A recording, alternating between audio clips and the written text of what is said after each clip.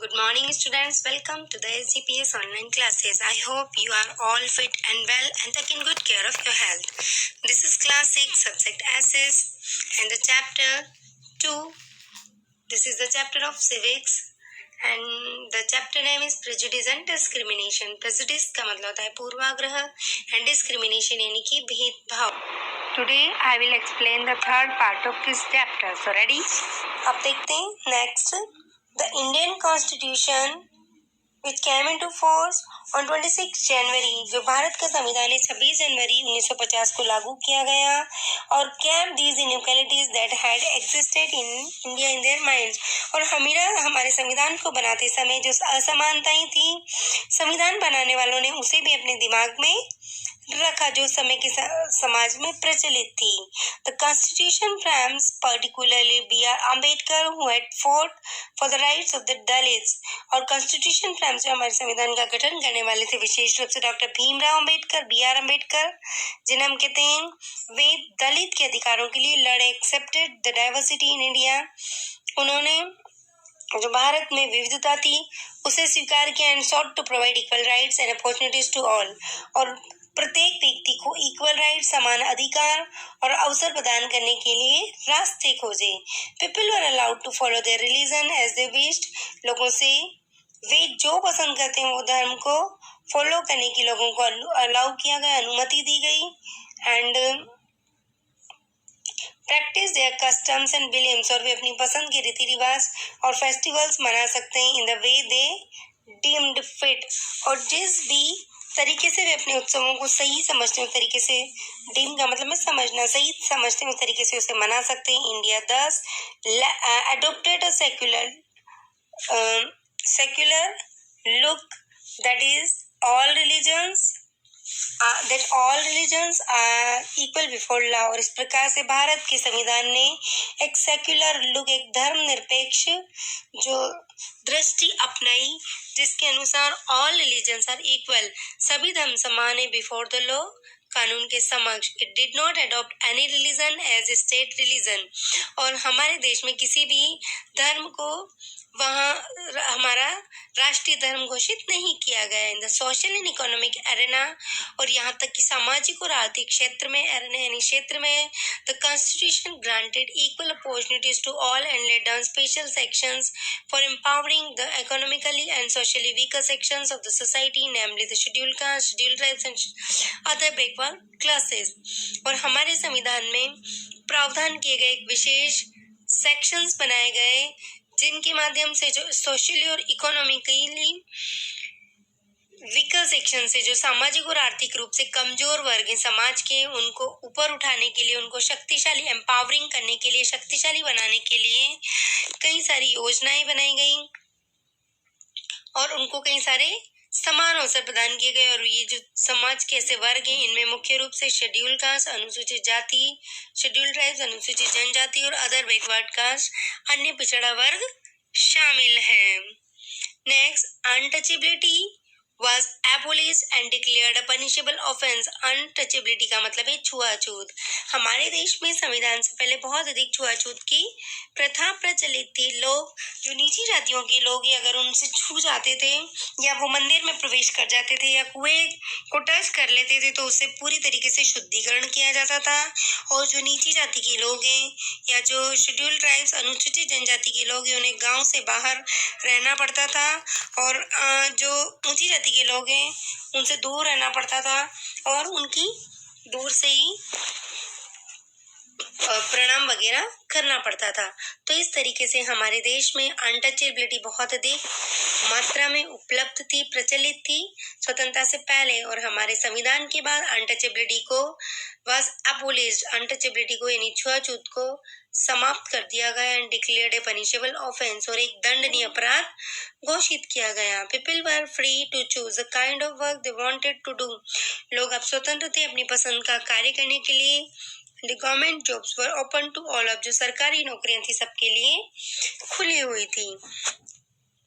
यहाँ पर हमारा एक थोड़ा सा टॉपिक बीच में रह गया था जो हम पढ़ते हैं. Yes, people from South India dark, कई बार हमारे दिमाग में इस तरह के प्रेजुडिस या स्टीरियोटाइप होते हैं, वास्तव में रियलिटी क्या है हम उनको समझते हैं। देखो, हमारे दिमाग में इमेज होती है। इमेज नंबर 1 क्या है? People from South India dark complexion and those from North India are fairer. हमारे दिमाग में, हमारे माइंड में इमेज है कि जो साउथ इंडिया के लोग हैं वो काले कलर के होते हैं, डार्क रंग के होते हैं, और जो नॉर्थ इंडिया के लोग हैं वे गोरे होते हैं। जबकि रीजन क्या है समझते हैं। The southern part of India is closer to the equator and thus it gets more sunlight and heat। जो हमारा दक्षिणी भारत है वो इक्वेटर के बहुत नजदीक है और इसकी वजह से वहां पर बहुत अधिक सनलाइट और गर्मी आती है। There is a chemical in the skin which makes the skin dark। और हमारे स्किन में, हमारे शरीर की स्किन में एक केमिकल होता है जो कि स्किन को डार्क बना देता है जब उसको बहुत अधिक गर्मी मिलती है। But it protect them from the harsh rays of sun. लेकिन ये हमारी स्किन को प्रोटेक्ट करता है सूर्य की हानिकारक किरणों से। और रियलिटी, वास्तव में आज क्या रियलिटी है? Life is changing. अब जीवन बदल रहा है। Many people remain indoors and use cosmetics to save themselves from the sun.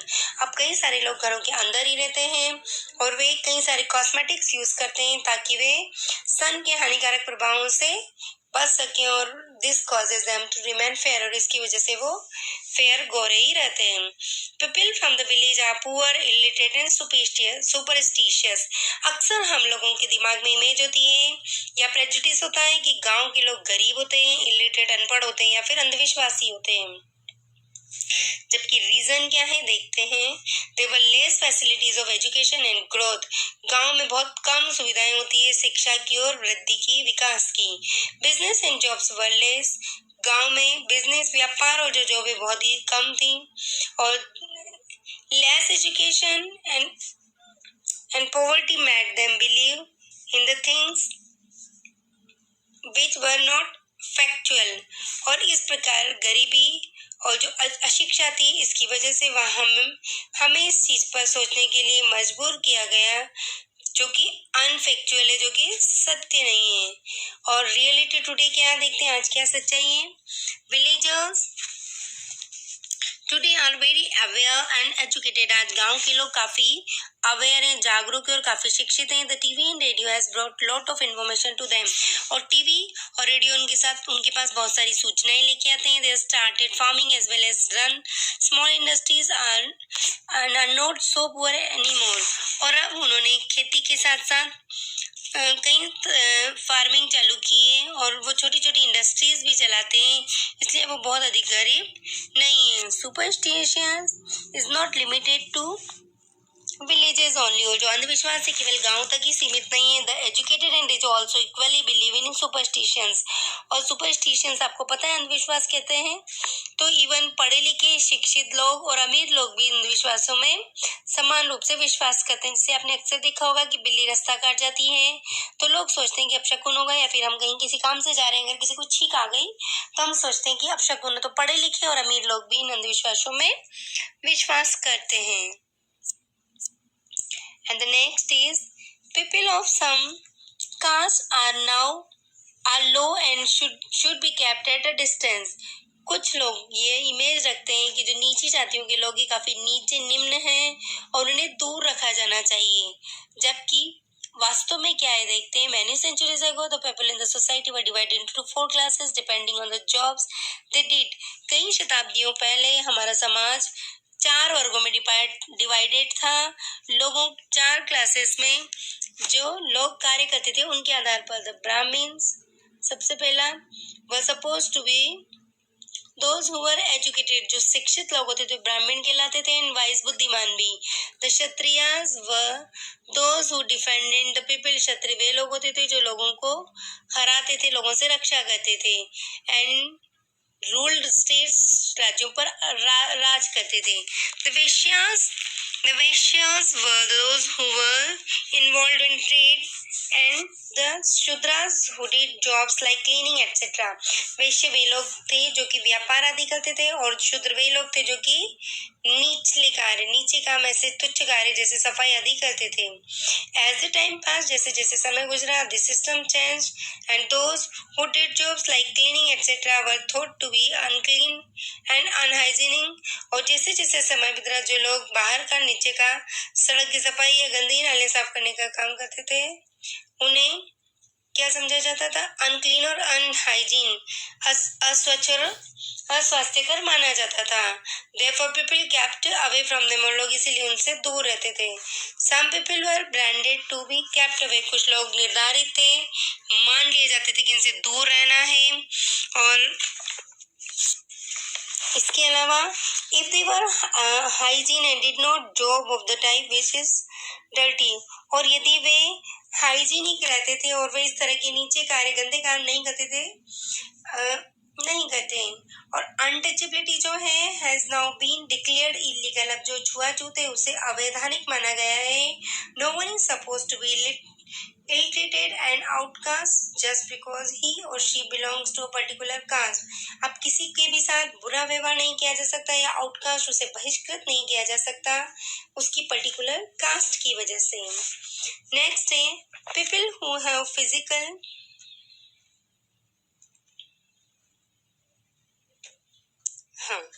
people who have physical disabilities due to disease or accident are incapable and incomplete।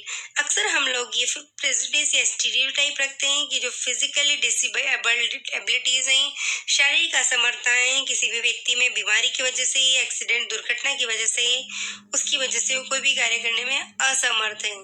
जबकि वास्तविकता क्या है? Accidents, injuries and disease can happen to anyone. जो बीमारियां हैं, दुर्घटनाएं हैं या चोट लगने का कार्य किसी के भी साथ, बीमारी का कार्य किसी के भी साथ हो सकता है। And cause a person to loss limbs और power of some sense like vision, hearing etcetera, और इसकी वजह से लिम्स, जो हमारी टांगे हैं, चलने की शक्ति है, वो भी खो सकती है। इसके अलावा पावर, इसके अलावा कुछ सेंस ऑर्गन्स जैसे कि विजन, देखने की या सुनने की शक्ति कई बार कुछ लोगों की चली जाती है एक्सीडेंट की वजह से, इंजरी की वजह से।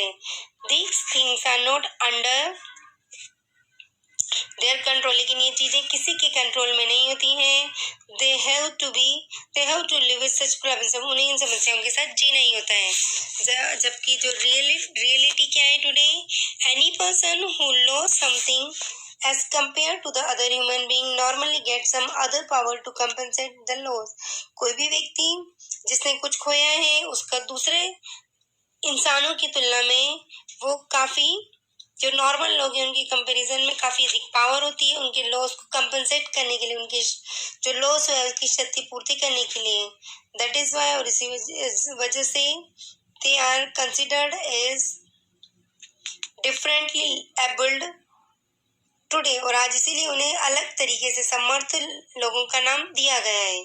We can see many example of how such people have braved the difficulties, और हम आज देख सकते हैं कि ऐसे कई सारे उदाहरण हैं जिसमें लोगों ने बहादुरी के साथ इन समस्याओं से अपनी निजात पाई है, अपनी डिसेबिलिटी को दूर करके, अपनी डिसेबिलिटी के साथ ही एक्सेल्ड इन डिफरेंट फील्ड्स, अपनी डिसेबिलिटी के साथ ही अलग अलग श्रेणियों में, अलग अलग फील्ड में उत्कृष्टता दिखाई है। तो ये चैप्टर एंड हो गया है। आई होप आपको समझ में आया होगा। ओके, और अब आई होप कि आप इस तरह का कोई प्रेजुडिस, डिस्क्रिमिनेशन और स्टीरियोटाइप की फीलिंग अपने अंदर नहीं रखेंगे। ठीक है, तो मैंने इस चैप्टर के नोट्स, क्वेश्चन आंसर्स, एक्सरसाइज सब कुछ भेज दिए हैं। Please complete them and chapter read करिए। If you have any problem you can ask me. Thank you, have a nice day.